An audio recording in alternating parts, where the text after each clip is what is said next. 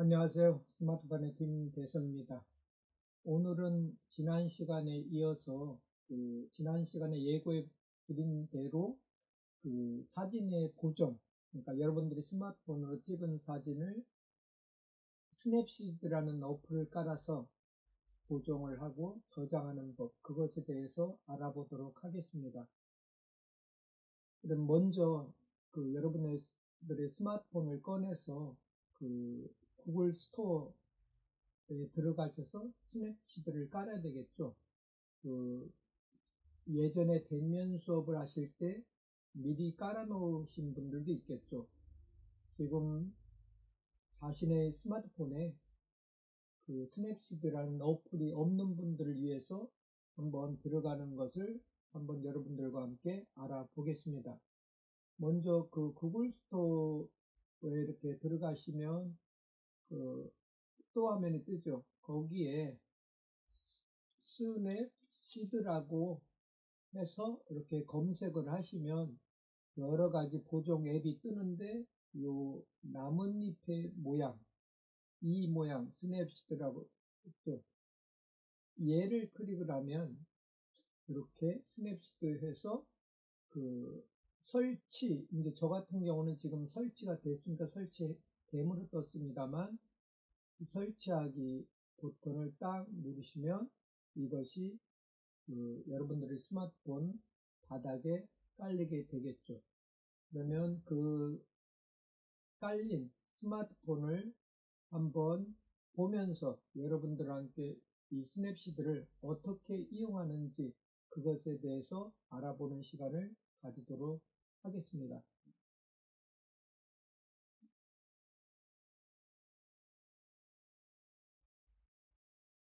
낙엽 모양이었죠? 여기에 있네요. 그죠? 지금 이렇게 눌러보면 뭐 이 어플을 삭제하고 싶으면 삭제하실 수도 있습니다. 얘를 선택했기 때문에 얘를 이제 클릭을 해보시면 이렇게 처음에는 플러스 화면을 뜹니다. 쉽게 말하면 내가 찍은 사진을 그 열어 보려면 이 플러스 버튼을 누르시면 됩니다. 플러스 버튼을 한번 눌러 보시면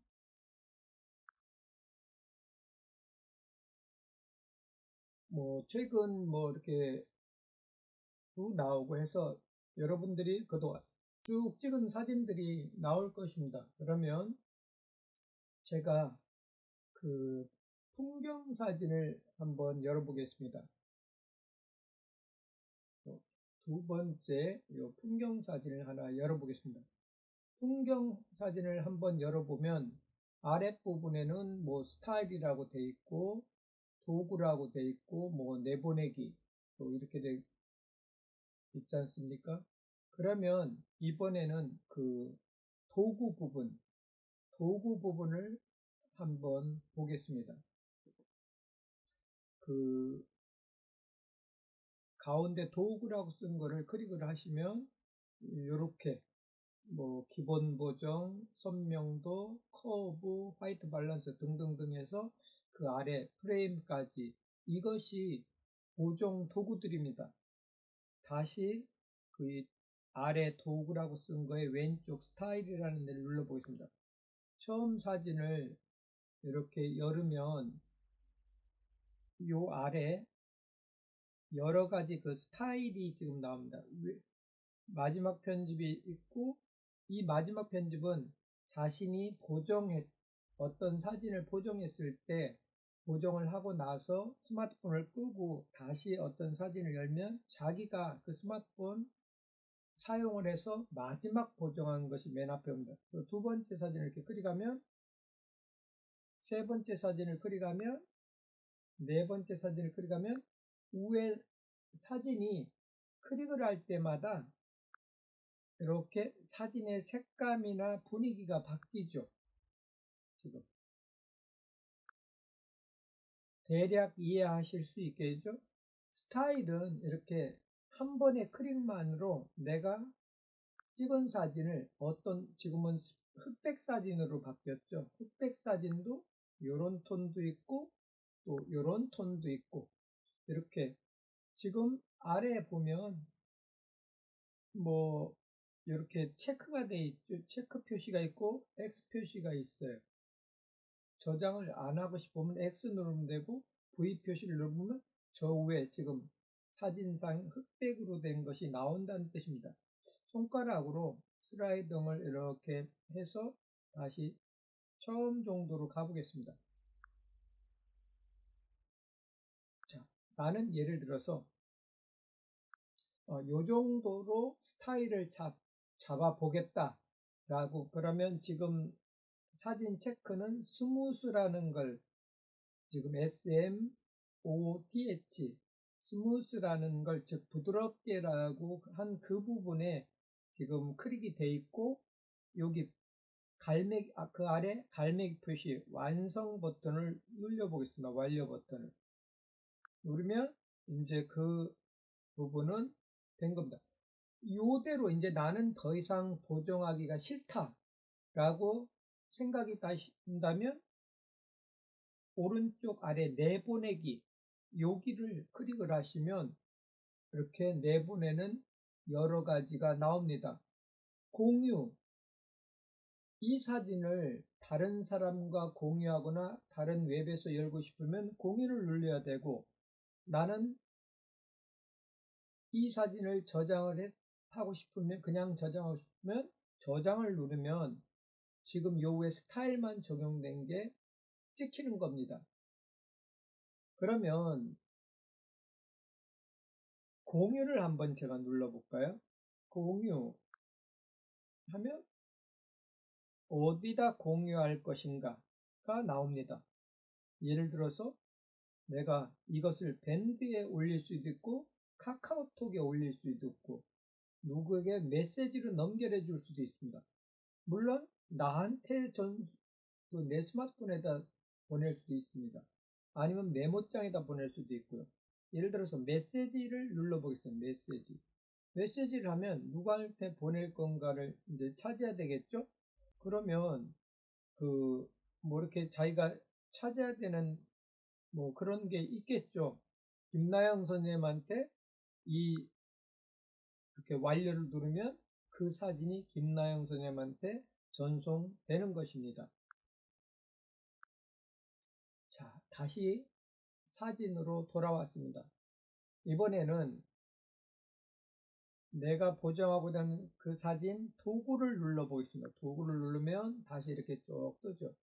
거기에서 맨 오른쪽에 있는 기본 보정, 요 기본 보정이라는 걸 눌러 보겠습니다. 지금 기본 보정을 누른 겁니다. 사진 상단에는 밝기라는 표 돼 있고 0으로 돼 있죠. 손가락을 이용해서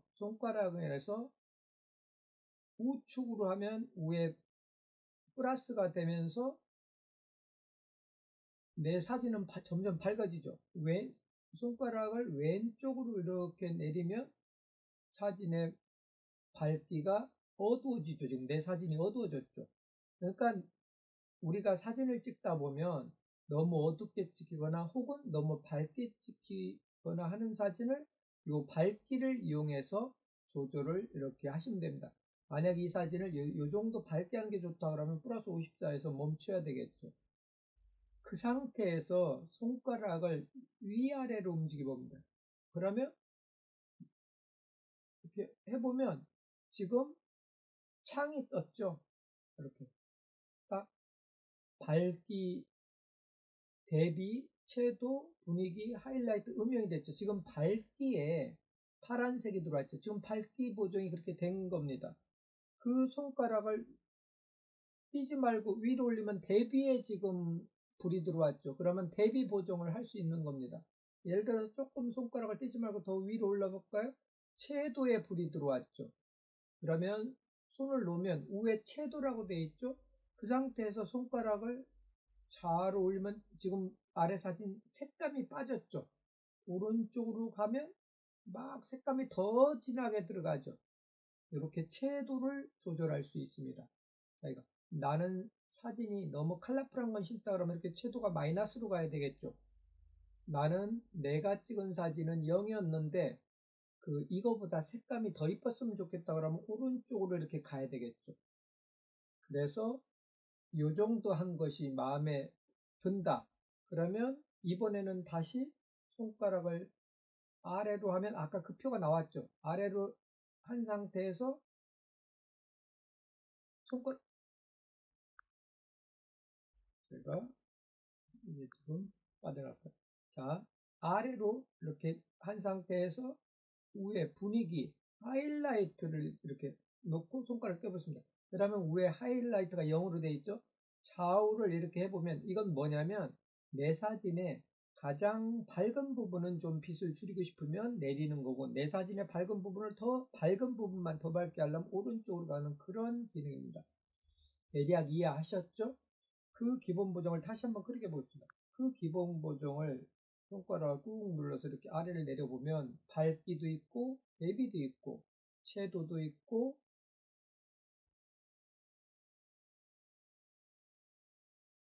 분위기도 있고 하이라이트도 있고 음영도 있고 따뜻함도 있습니다.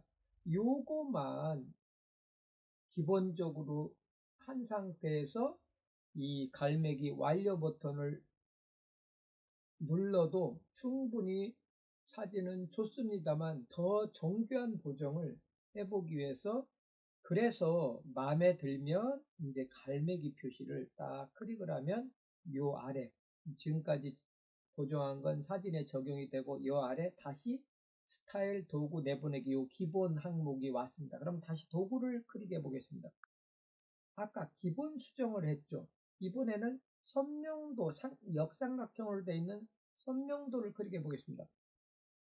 그러면 선명도 옆에 위에 구조라고 뜨고 또 아래도 이렇게 조정 버튼이 나옵니다. 이 구조도 이렇게 사진을 오른손으로 하면 사진의 그 선명도가 좋아지고 왼쪽으로 하면 이렇게 뿌얘집니다.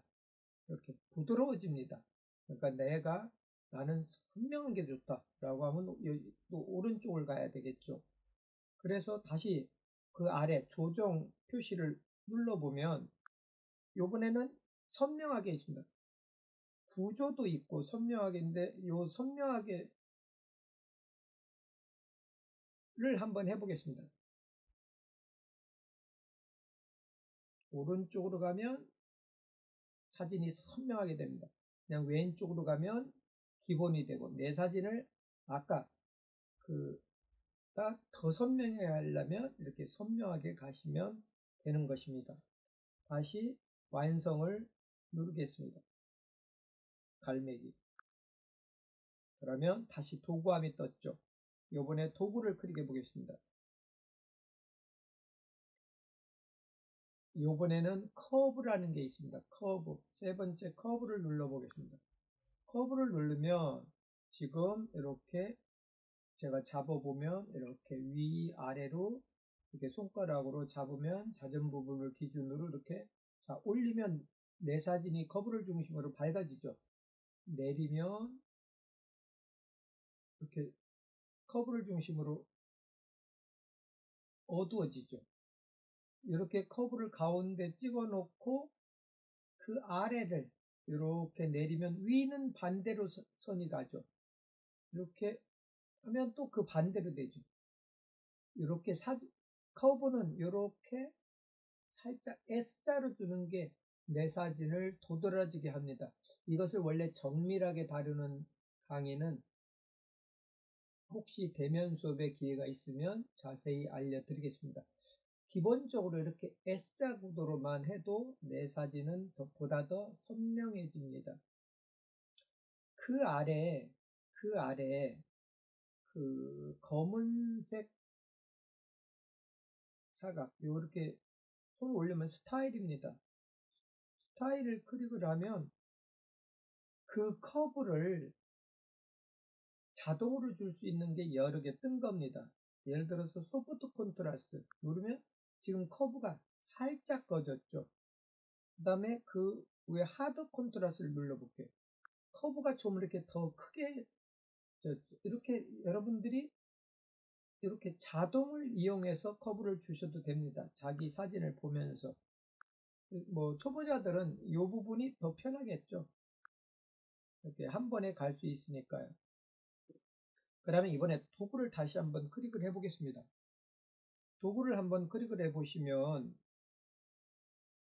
자르기 툴이 있습니다. 자르기. 그 상단 5번째.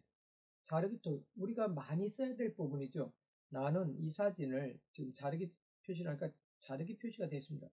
이 사진을 그 지금 보이는 저 정도 혹은 모서리를 이용해서 이렇게 내리시면 이렇게 자르기 표시 부분이 달라지고 손가락을 잡고 이렇게 올리시면 이렇게 절만 할 수도 있고 아니다.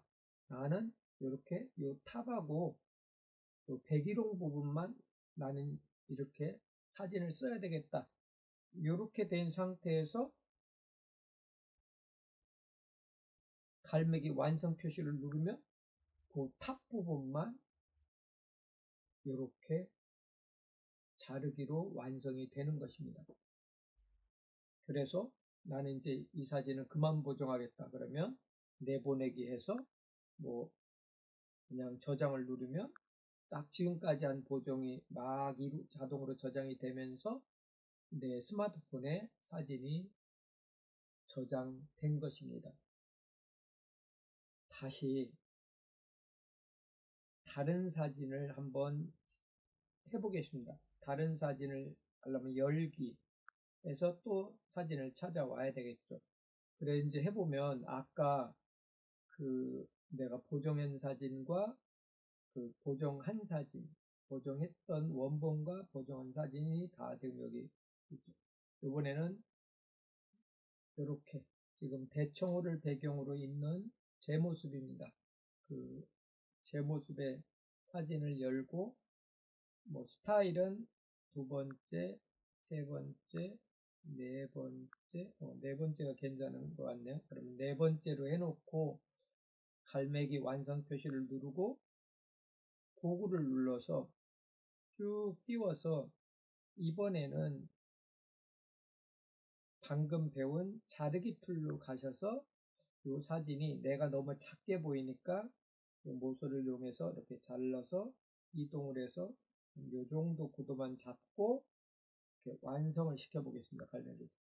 이렇게 놓고 도구함에 들어가서 이제 보정을 해 보겠습니다. 잡티 제거. 이것이 인물 사진에서 또 많이 쓰는 거죠. 지금 보면 잡티 제거라고 있지 않습니까? 이 잡티 제거. 이 잡티 제거를 하기 위해서 이 사진이 좀 안 맞으니까 완성을 시켜 놓고 다른 사진을 한번 열어 보겠습니다. 그러면 지금 이건 내가 다른 사진을 열으니까 모든 변경 사진이 삭제됩니다. 새 사진을 열면 열기를 말하세요. 이게 뭐냐면 내가 취소하겠습니다. 이 사진을 저장을 안 했죠. 내보내기나 뭐를. 그래서 그걸 이제 내보내기를 안 한 상태에서 다른 사진을 열면 그냥 이 사진은 삭제된다. 그런 얘기를 하는 겁니다. 그래서 제가 이걸 막 엉뚱하게 만졌으니까 이거 저장할 필요 없겠죠. 그래서 그냥 열기를 해서 그 삭제되더라도 저는 열어서 다른 사진을 보겠습니다. 그러면 제 사진을 한번 클릭을 해 보겠습니다. 도구함에 가서 그 자르기를 방금 배운 자르기를 클릭해서 제 얼굴 부분만 좀 더 크게 확대를 완성을 시키고 이제 얼굴 부분을 예를 들어서 이렇게 보면 예를 들어서 지금 요 왼쪽 위에 이렇게 머리카락이 있는 나는 이게 싫다. 이 잡티를 제거해야 되겠다라고 하면 도구에서 잡티 제거를 클릭을 해서 요 머리카락 머리카락 부분을 이렇게 따라서 거주면 지금 머리카락 사라졌지 않습니까? 그 위에 머리카락도 이렇게 보면 사라졌습니다. 이렇게 요 아래 이렇게 주름이 싫다라고 하면 이렇게 거보면 그 주름이 사라지는 겁니다. 이 부분을 이렇게 거면 그 부분에 어떤 반점이 있으면 사라집니다. 지금 이 부분, 그 눈가에 그림자가 쓴 시커먼 부분이 나는 싫다. 그러면 이렇게 지금 그 부분이 없어졌지 않습니까? 이렇게 응용을 하는 것입니다. 도감에 들어가 보시면 여러분들이 또 알아두면 좋은 것이 빈티지라는 걸 한번 눌러보겠습니다. 빈티지. 빈티지를 누르고 사진을 좀 다른 사진을 가져오겠습니다. 얘를 완성을 시켜놓고 열기를 해서